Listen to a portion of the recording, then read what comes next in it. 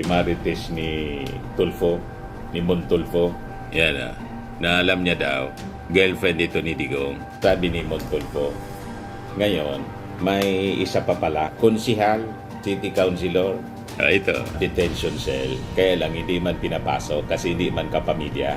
Pero sa mga lumalabas na kwento, mga kababayan, parang accepted sa pamilya. May mga picture with the family. Pati mga kababayan ni yung tunay na asawa, si Zimmerman, may picture sila. Si Girly Balaba. Report ito ng Politico News. From CDO, Cagayan de Oro City, with love, Girly Balaba flies to The Hague to show support for Rodi Duterte. Ayan po, konsihal ng Cagayan de Oro City. Cagayan de Oro City Councilor Joylyn Girly Balaba. Nagbabagang mga balita at pagtalakay sa mga isyu ng lipunan. Pulsa, opinyon, banat at paglalantad sa katotohanan. Pulsa, what you see is what you get. You decide.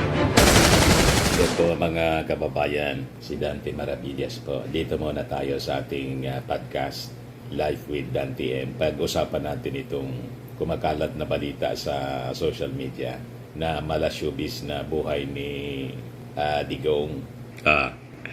Sino niya yan, Mr. Maravillas? Yan ang kumakalat na balita ngayon. Yung mga rumored girlfriend po na ang sabi, pumunta pa sa The Hague. Ayan, sabi dito. Sabi nang nagpost, guwapa chod kaayo ni si Miss Girly Balaba ever since nasa Davao pa siya. Dili siya kabit kay technically dili kasado si Tatay Digong. Dinidefend ng mga supporters. Hindi daw kabit kasi hindi naman kasado. Hindi kasal si Digong. Ang alam natin na, di ba, sa mga lumabas na kwento na nauna, yung pulis, si Colonel Roy Nagarma, after na imarites ni Tulfo, ni Montulfo, yan na alam niya daw, girlfriend ito ni Digong. Sabi ni Montulfo, ngayon, may isa pa pala, konsihal, city councilor. Ito, ang sabi, pumunta pa mga kababayan sa The Hague para bisitahin si Digong doon sa detention cell. Kaya lang hindi man pinapasok kasi hindi man kapamilya. Pero sa mga lumalabas na kwento, mga kababayan, parang accepted sa pamilya. May mga picture with the family. Pati mga kababayan ni yung tunay na asawa, si Zimmerman, may picture sila. Ewan kung alam ng nanay ni Sarah. May picture pati ni Baste at saka ni Sarah. Parang tanggap. Ang hindi tanggap siguro si Anilet. Ikaw niya, Mr. Maravillas. Naging marites ka na rin. Yan ang lumalabas dito sa kwento Pag-usapan natin dito sa Live with Dante. Kasi yun nga po ang format nitong ating podcast. Pag-usapan yung mga buhay-buhay ng ating mga kababayan para may lessons tayong mapulot. Yun ang purpose nito. Hindi natin ito pinopromote ang ganitong uri ng relationship. At kinikwento ko sa inyo para alam ninyo at matatanda na tayo para alam naman natin kung alin yung tama, alin yung mali. Di ba? So, pumunta siya sa The Hague. Itong si Girly Balaba. Report ito ng Politico News. From CDO, Cagayan de Oro City, with love, Girly Balaba flies to The Hague to show support for Rodi Duterte. Ayan po. Close sila. Talaga niyang kilabot ng mga chika-bibsi. Maraming tagahangaan niya. Si Digong, malakas ang appeal po. Hanggang ngayon nga po, nakita mo nung nasa kampanya siya sa pagkapangulo. At ng Pangulo na nga siya po, mga kababayan, yung mga OFWs, pag pumupunta siya sa ibang bansa, pati dito sa Pilipinas, kumakanlong kay Digong at nakikipaglambotsingan po, yung halik po, lips to lips. Tawag-tawag ka niya, Mr. Maravillas, parang kinukonsinti mo ang ganitong gawain. Hindi naman natin kinukonsinti ang ganito na ori ng gawain. Okay naman sana yung maghanga ka at may payakap-yakap. That is normal. Pero kung lips to lips na po, siguro doon sa babae, sa sobrang paghanga, yung paghalik po sa pisngi, okay lang naman yon. Pero kung lips to lips, may mali siya na yon. Si Digong kasi yung mismong humahalik po ng lips to lips. Sa kanya may mali siya yun. Sa mga nataganga niya, siguro wala naman. Paganga lang. Kaya lang, may pag-take advantage. May mga pictures po na sana, mga kababayan, hindi ito ginagawa. Public pati. Di ba? Hindi magandang alimbawa sa ating mga kabataan. Kaya lang, na-normalize nga po yung ganitong mga gawain during the previous administration. At ngayon, kumakalat pa rin itong mga kwento na nakaabot hanggang dahig. So ito yung balita ngayon sa Politico News. Love knows no distance. Referring dito sa konsihal ng Cagayan de Oro City. Cagayan de Oro City Councilor Joylene Girly Balaba, rumored girlfriend of former President Rodrigo Duterte, recently flew all the way to The Hague to show support for the detained former leader. Kaya yung anak ni Digong kay Hanilet, nag-react si Kitty. Mamaya, basahin ko sa inyo yung reaction ni Kitty. Kasi, siguro, yung nanay ni Sara, tanggap ni Kitty. Pero kung may iba pa na-involve, karibal yung kanyang nanay, yun siguro ang di niya tanggap. That is normal, mga kababayan, sa mga anak, siyempre. Bakit niya ganun? Diba? Iba kasi yung values ng mga Duterte. Sabi dito, Balaba, however, was unable to see Duterte due to the International Criminal Court's strict visitation rules. Only lawyers and immediate family members are allowed entry to the ICC detention facility.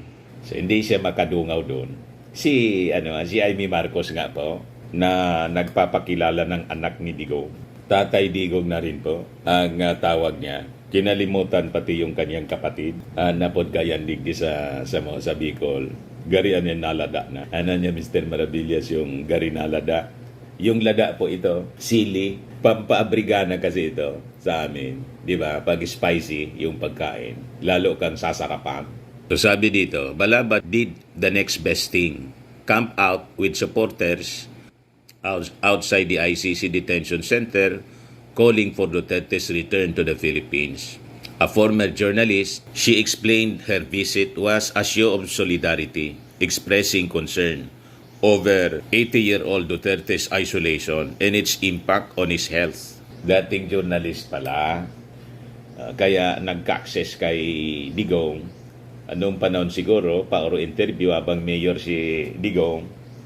At itong si Digong naman may pagkapilyo pagdating sa babae, hindi man niya tinatago po. Proud na siya. Proud na proud. Hindi man nagre-react pagdating sa mga babae.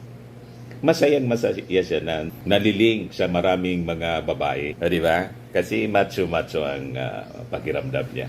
Pinag-aagawan, mga kababayan. So sabi dito, as his age, to be isolated niya in a room, it would take a toll on his health. Sabi niya sa isang media interview posted by IFM CDO on Facebook. Mabuti nga yung kalagayan po ni mismong si Digong yung nagsabi na okay siya. Kasi yung facility po ng detention cell sa Dahig, hindi man po tulad ng mga kulungan dito sa Pilipinas. Mas malala pa nga yung naging kulungan po ni tawag dito, dating senador, ngayon ML, party list representative, Laila de Lima. Mas maganda yung facility. Imagine, may library, may gym, may television. Maganda yung mga amenities po. May hospital, mga kababayan, sa likod lang hospital. So asikaso yung dating Pangulong Digong. So napakapalad ni Digong. Kaya baseless yung mga sinasabi nila. Napakapalad niya kasi binigyan siyang pagkakataon to defend himself. Yung mga victims ng extrajudicial killings, hindi yun nabigyan ng pagkakataon na magkaroon siya ng due process. Mai-defend man lang yung sarili. Tama po? Tingnan ninyo. Pati yung rumored girlfriend, nagawa pang mapuntahan. Kaya lang, hindi siya pinapasok kasi di man sa immediate family. So sabi dito, during her visit to The Hague, Balaba also had a chance to meet Duterte's children, Vice President Sara Duterte and Davao City Mayor Baste Duterte, and his ex-wife Elizabeth Zimmerman. The chance encounter with the Dutertes took place during the birthday celebration for BP Sara outside the ICC facility last month. Makikita ninyo mga kababayan, acceptable, may picture sila, pero wala akong nakita, iwan ko kung mayroon din, kaya lang hindi na-publish. Wala akong nakikitang picture na nasa isang frame si Hanilet, nanay ni Kitty, at saka yung si Zimmerman, yung nanay ni Sara, at mismong si Sara, at saka yung mga anak, mga kapatid. Wala tayong nakikitang picture. I-publish nga po ninyo, i-post ninyo dito sa kung mayroon. So parang may distance, medyo hindi sa bagay, nag-joke si Sara na sila daw ni Kitty, wala man silang away. Yung mga nanay-anya namin, mayroon. Tawanan, mga kababayan, yung mga PDS na nandoon sa rally sa The Hague. Sila daw na magkakapatid, wala man silang away. Yung mga nanay lang, pinag-aagawan si Digo. Yung pangalan pala, Elizabeth, nakalimutan ko. Yung ex-wife na si Elizabeth Zimmerman. The chance encounter with the Dutertes took place during the birthday celebration for BP Sara, doon po sa ICC facility. Outside the ICC facility. So sabi dito, during the recent poll campaign, BP Sara has endorsed the re-election bid of Balaba, even playfully teasing the councilor about her relationship with her dad. She called her mommy and sang a few lines from Barry Manilow's Somewhere Down the Road during a PDP campaign rally in Cagayan de Oro. Tanggap nga, ang hindi tanggap yata si Hanilet, mga kababayan. Tinawag pa pala sa campaign, kahit in-endorse sa kampanya, mga kababayan sa Cagayan de Oro, running for councilor kasi, at nanalo. Tinawag pang mami, Yossi, mga kababayan, kakaiba itong pamilya gito. Kaya lang, hindi pwedeng model para sa Filipino family. Ang model talaga po sa Filipino family, yung ating Pangulo. Walang chicks. Intact, mga kababayan, ang family ng ating Pangulong Bongbong. Ito yung dapat na wholesome. Ito yung dapat na tinitingala ng ating mga mamamayang Filipino. Pero yung broken family, magulo. May kasabihan po tayo, mga kababayan, kung hindi mo nga maayos yung family mo, paano mo aayusin yung ating bansa? Kaya magulo yung bansa, mga kababayan. Kasi yung leader, hindi maayos yung family. Yung matitingala ng mga mamamayan, hindi maganda para doon sa leader. Di ba?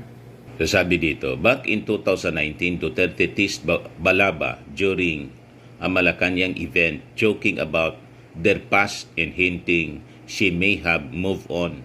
Ito siya, na-interview pa nga.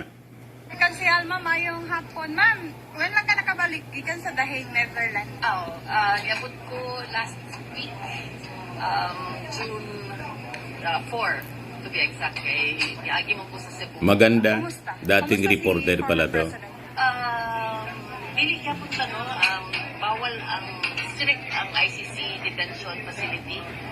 Dili sila magpasunod unless relative kag yun, family member and member of the legal team. So dili wala ta nakasunod dito sa The Hague, but tuwata dito para ipakita nato ang ato ang suporta kauban ang mga atong mga kababayan na nadito sa Netherlands uban pang parte sa Europe kay mo man dali nila na kanitong duol ra ilang atuan ang katungahing nagpakita tag suporta nagrepresenta sa mga taga Cagayan de Oro nga nakiduyog ta nga ato ang gihanglyo ang ato ang gobyerno labi na gyud ang mga ICC na ipauli na ato ang former President Rodrigo Roa Duterte because it's at his age kanabang ang to be isolated no? Ikaw ra isa sa isa ka buok na sa kwarto. And, it would take on his health. Dili lang siguro, I mean, anybody, no? Ma-feel nila ang kamingaw. Labi na kabalutan na naata sa laing lang nasod. And lahi ang ilahang weather dito. 9 o'clock, 10 o'clock sa gabi, hayag pa yun. So, dili ka ma-feel og katulgon kay napamay adlaw. Ano mo, tulog mo, napamay adlaw. Ano, bitaw? So, bugnaw sa pagbuntag, pagkaudto, mag-init, pagkahapon, mag-ulan, tas dala pagid kusog og hangin, pagkagabi bugnaw gyud kaayo. Erratic ang ilahang weather dito. And yung mga local Dutch na mga Pinoy na dito na nag-ingon nga mas ano pa daw, very pinibang gloomy ang weather nila pag-abot sa September. So ato yung gusto gyud no mga jita, no mga preta na unta ang ato ang former president nga makagawas na. Pero may kaistorya mo kung siya? Wala. Although na ay na ato to iyahang igsuon nagpahibalutan na natin dito sa The Hague lang na magpakita support. But I was expecting dili ko pasulod. Pero ang ako lang niya is at least lang na the spirit of being there to support our former president o gatong ipahibalo sa iyaha nga wala na to siya gibiyaan, wala na to siya gipasagdan sa panahon nga karong panahon nga kinahanglan niya ang ato abang pakita lang nato nga wala na to siya nalimtan, wala na to siya gibiyaan, atong appreciate ang iyahang gibuhat para sa ato ang nasod to panahon niya siya nahimong presidente. Ang ano lang diha is So very concerned sila sa kalagayan ng ating Pangulo. Never nilang mention yung mga biktima ng HJK. Yun ang masama doon. Wala silang paki doon sa mga mahihirap, mga kababayan na wala na. That's the problem with supporters ng dating Pangulong Digong. Abnormal kung mag-isip, mga kababayan. Ngayon, ito yung post ni Kitty Duterte, mga kababayan. Anak kay Hanilet. Yan, Veronica Duterte. Sabi niya, it has come to our attention that a certain individual that has formerly worked or has been associated with my father, PRRD, has been making claims about the duties that they have performed for him. Some of the details even include trying to act as his partner in order to gain access and visit him to get information to be used for some unkind purpose. Do your friends know about the inappropriate messages you sent to PRRD? Well, your family does. To the certain individual, I am telling you that if my mother has been tolerating your behavior, I will not. Kasi nakita niya, inayaan na maka-access at acceptable nga, hindi lang natin nakita na may picture, mga kababayan, with Anilet. Talaga siguro hindi pwede pagdating kay Hanilet, pero pwede kay Elizabeth, kay Basti at saka kay Sarah. May picture eh. We have totally different temperaments and should you show that audacity you have, you come up to me. I'm not blind, Anya, to my father's ways. In fact, none of us in the family have tried to raise any facades acting like we are pure. I am old enough to comprehend his sentiments toward romantic partnerships, and because I know him, I know who is fooling who. Alam ko niya kung sino yung nanluloko. To the supporters and bloggers, it is not your fault, and I understand that fake news does get around deftly. It is up to you to believe me or not. But more than anyone, I know PRRD best. I am his daughter, his blood. I have the most right to make such claims about what he wants or says. My siblings and the people close to PRRD have been notified about this individual already. They know the truth. They stand with it. I was in The Hague for 3 weeks. Yet this person was nowhere to be found, hidden from the cameras and hidden from sight. Iniwas siguro mga kababayan yung babae, yung si Balaba, kasi baka mapag-inita ni Kitty kasi alam na pikon si Kitty. Baka asugurin, magkagulo. Di ba? That is a normal emotion, mga kababayan, sa isang bata pa. Lalo yung babae, karibal ng kanyang nanay. Di ba? Yung kanyang nanay, na naging karibal ng unang asawa, wala man siyang magagawa doon. Pero dito sa dinagdagan pa, ayun ang siguro hindi acceptable. Sabi niya, what happened to your guts? The moment I left, and it was only my mother there, you grew the balls again. Why don't you come back to the Philippines so we can exchange words?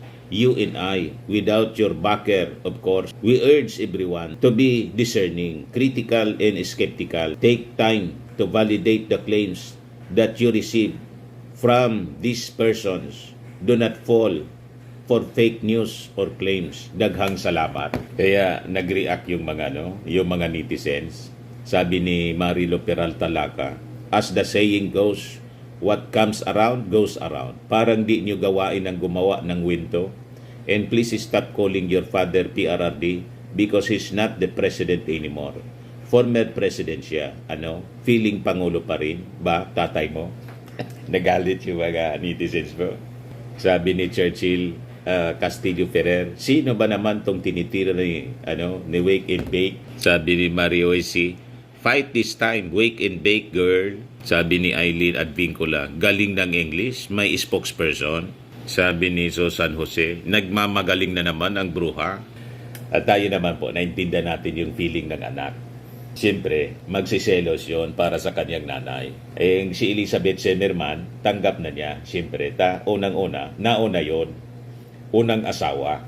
Alangan naman yung unang asawa ng kanyang tatay, hindi niya tanggap. At yung mga kapatid niya sa unang asawa, siya, anak doon kay Hanilet, na pangalawa. Hindi nga natin alam kung pangalawa.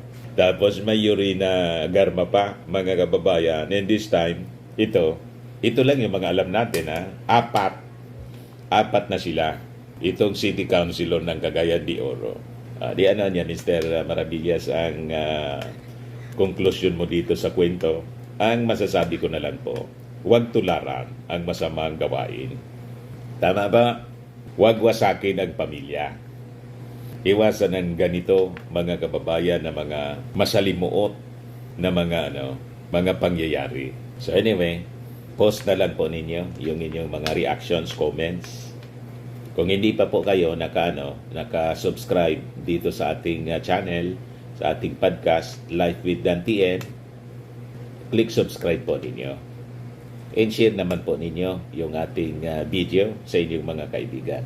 Ako po si Dante Maravillas. Bye-bye. Ito God naman bless. po, Firmax Firming and Lifting Cream, pinapahid po sa mga pulses in affected area. Mainam po sa paninigas ng mga kaso-kasuan.